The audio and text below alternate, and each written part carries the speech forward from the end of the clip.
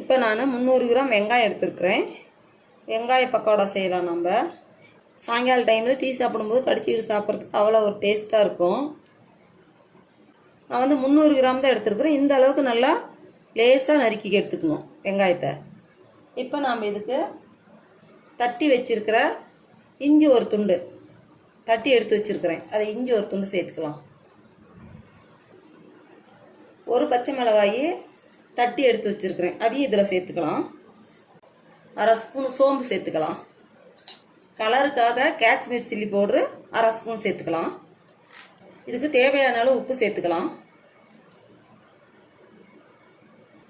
பெருங்காயத்தூள் அரை ஸ்பூன் எடுத்து வச்சுக்கிறேன், அது இது சேர்த்துக்கலாம். இதுக்கு முக்கியமாக பெருங்காயத்தூள் போட்டே ஆகணும்.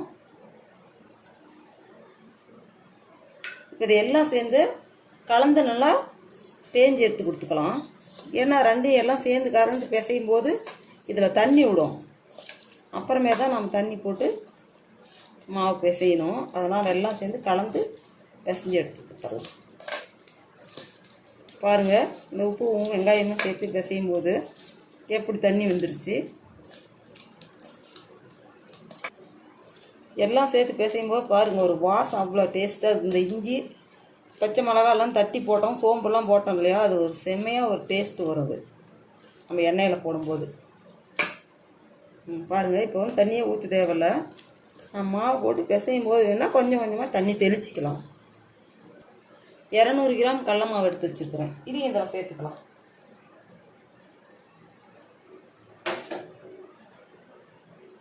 ஐம்பது கிராம் அரிசி மாவு எடுத்து வச்சுருக்கிறேன், இதையும் இதில் சேர்த்துடலாம். இப்போ இது எல்லாம் சேர்த்து அப்படியே கலந்து பிசைஞ்சு எடுக்கலாம். பிசைஞ்சு எடுத்துட்டு அப்புறமே தண்ணி தெளித்து தான் இதை நம்ம பெய்யணும். தண்ணி ஊற்றக்கூடாது, ஊற்றினோமா அதிகமாக போயிடும். பாருங்கள், இதே எந்த அளவுக்கு வந்துருச்சுன்னு. இப்போ நம்ம கொஞ்சமாக தண்ணி தெளித்து பிசைஞ்சு விடலாம்.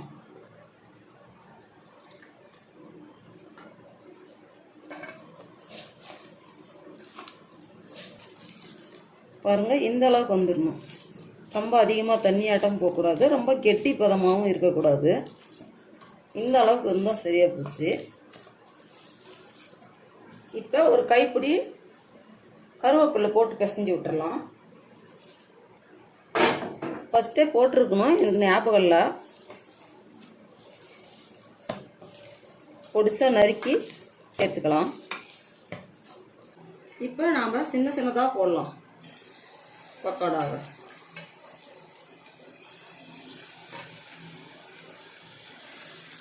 பெருசு பெருசாக போடக்கூடாது, மொத்தமாக போடக்கூடாது. இதே சன்னமாக பிடிச்சி பிடிச்சி போடலாம்.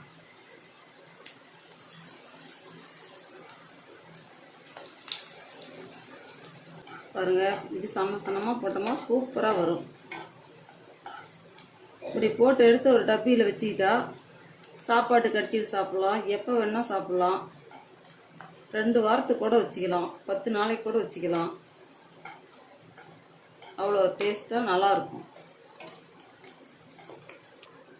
பாருங்கள், சன்னமாக இருக்கிறதுக்கு எவ்வளோ சூப்பராக வந்துருச்சு. அப்படியே நம்ம எவ்வளோ வெங்காயம் சன்னமாக இருக்கிறோமோ அந்த அளவுக்கு இது டேஸ்ட்டாக இருக்கும் இந்த வெங்காய பக்கோடா. பாருங்கள், வெந்துருச்சு. இப்போ நம்ம எடுத்துடலாம்.